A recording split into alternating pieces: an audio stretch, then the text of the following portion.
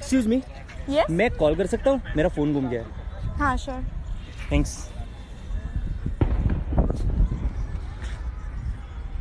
अरे आपका फोन आ रहा है। हेलो। I love you. जरा जरा महकता है आज तो मेरा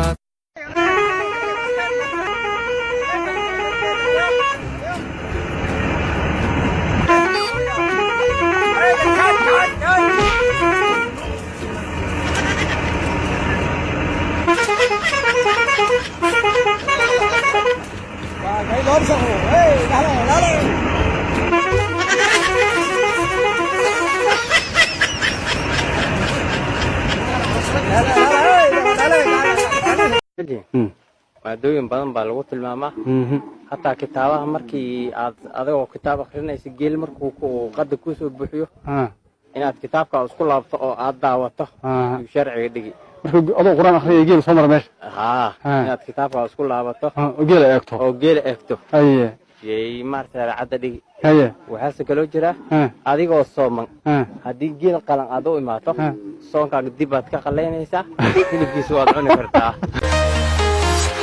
I'm walking alone, the streets are empty. The only thing I can see is my own silhouette.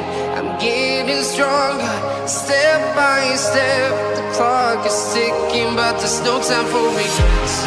I've been flying from town to town, from London to Taiwan.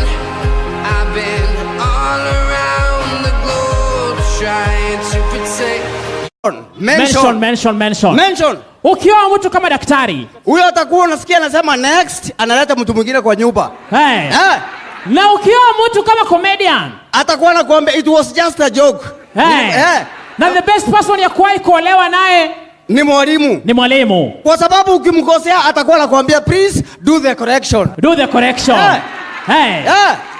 Na nikajua Soomaaliya kiima wajara soo maray.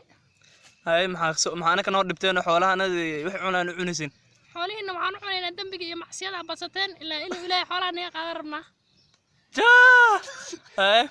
wakaasoo ilaahay xaggiisana kama socon ilaa dhulka irsaaqaad waa laga wada sameeyay ilaahay waa arjaaqa laakiin iyo macsiya ku darsateen annagana waa naga dhammaan rabnaa inta macsiyada miinika arteen hooyadeen waa waswas annaga boqorkaana noo sheegay in meeshan xadaaf lagu sabiyo gogol dhaaf fara badan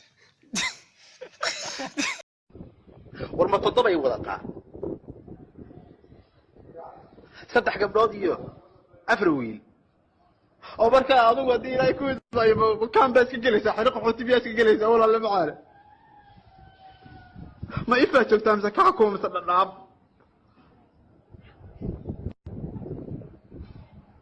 walaal maada guus walaal waxa guur lama dheeyo walaal reer baan la degay reer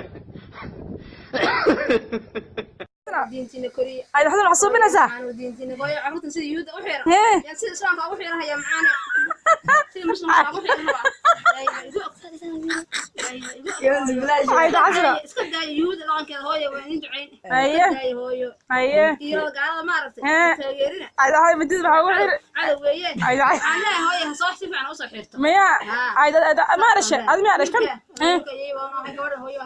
miya magaciis aftiga faarax meelin ahana الرحمن عبد الشكور فيصل علي ورابع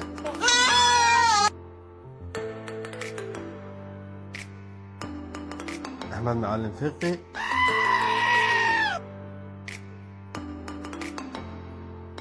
عمر عبد الرشيد